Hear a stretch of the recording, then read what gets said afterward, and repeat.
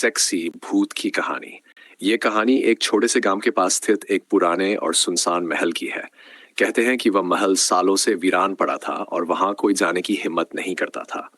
गांव वालों का कहना था कि महल में एक भूतनी रहती है जो रात को सफेद साड़ी पहने महल की छत पर दिखाई देती है।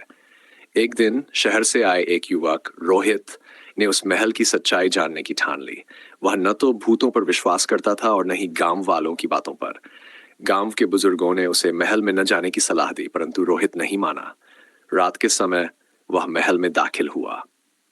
अंदर का माहौल सच में डरावना था। पुरानी दीवारों पर झूलते हुए जाले, टूटी हुई खिड़कियां और हवा के साथ आती एक अजीब सी आवाज। जैसे ही रोहित महल के अंदर बढ़ा, उसे अचानक ठंडी हवा का झोंका महसूस हुआ। तभी उसने देखा एक सुंदर युवती सफेद साड़ी में उसके सामने खड़ी थी। उसकी आंखें चमक रही थी और उसके चेहरे पर एक रहस्यमयी मुस्कान थी। तुम कौन हो? रोहित ने डरते हुए पूछा। युवती ने हंसते हुए कहा, मैं इस महल की रानी हूं, सालों से यहाँ अकेली हूं। रोहित उसकी सुंदरता में खो गया।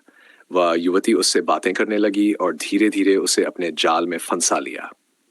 उसने रोहित को बताया कि वह उसकी आत्मा को हमेशा के लिए अपने साथ रखना चाहती है। रोहित ने महसूस किया कि उसके चारों ओर का माहौल बदल रहा है। युवती का चेहरा अब डरावना हो चुका था। वह चीखकर रोहित की ओर बढ़ी, पर रोहित अपनी हिम्मत जुटाकर महल से बाहर भाग निकला। सुबह होते ही रोहित ने गांव वालों को सब कुछ बताया। गांव वालों ने उसे बताया कि वह युवती असल में एक पुरानी राजकुमारी की आत्मा है जिसे धोखे से मार दिया गया था। उसकी आत्मा अब भी महल में भटकती है और हर साल एक युवक को अपने साथ ले जाती है।